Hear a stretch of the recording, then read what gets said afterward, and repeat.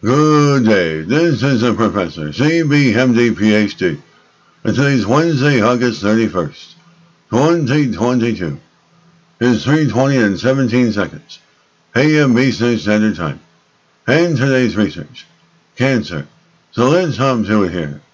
The scientists reveal how key cancer target can halt cancer spread. The researchers have shown that a protein called FASN is transported into the nucleus of cancer cells, where it plays an important role in cell motility and growth. Date August 30th, 2022.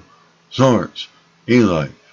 The FASN is known to control the structures that allow cells to move, specifically the assembly of bundles of a protein called actin, which create the tiny legs that cancer cells use to migrate to distant sites within the body.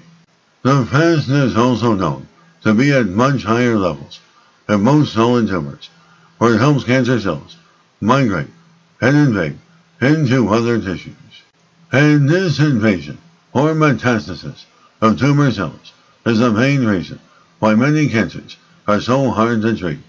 Researchers have previously shown that FASN resides in the control center of the cell, the nucleus, at certain times in the cell's growth cycle. However, it was not known how FASN's movement or function within the nucleus are controlled, and this hinders our ability to develop treatments that block its role in promoting cancer growth and spread.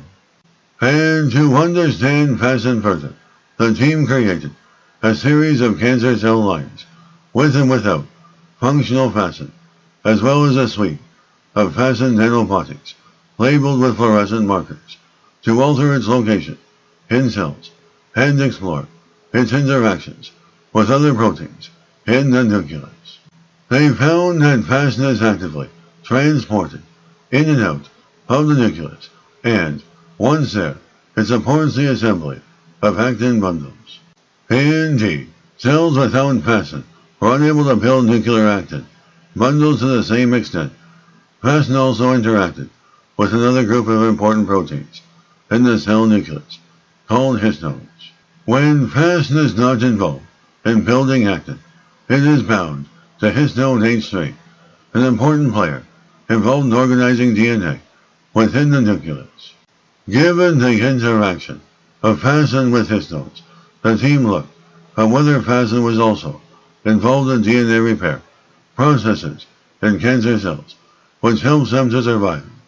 They found that DNA repair was impaired in cells lacking FASN, indicating that the protein might be required for cancer cells to trigger their response to DNA damage caused by chemo or radiotherapy. The FASN-depleted cells also had changes to their chromosome structure, the way the DNA is packaged in the cell, compared to cells with normal FASN levels.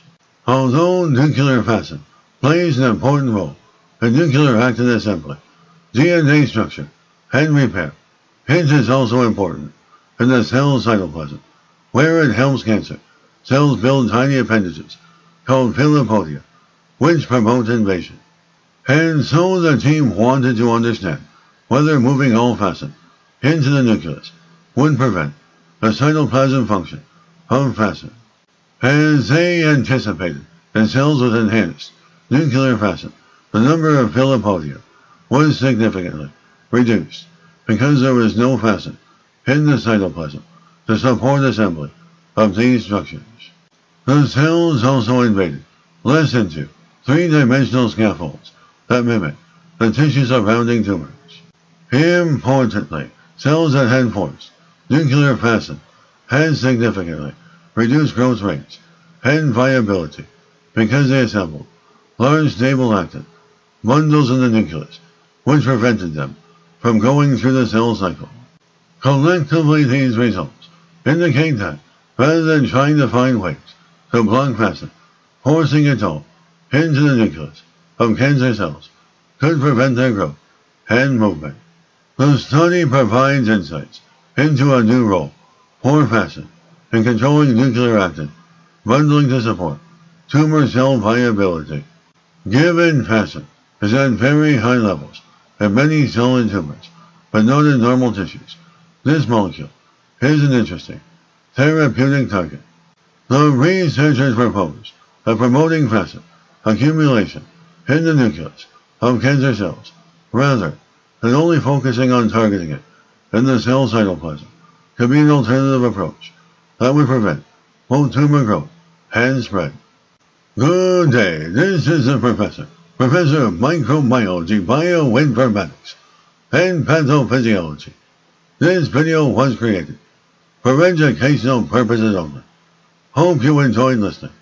Until next time, have an awesome day.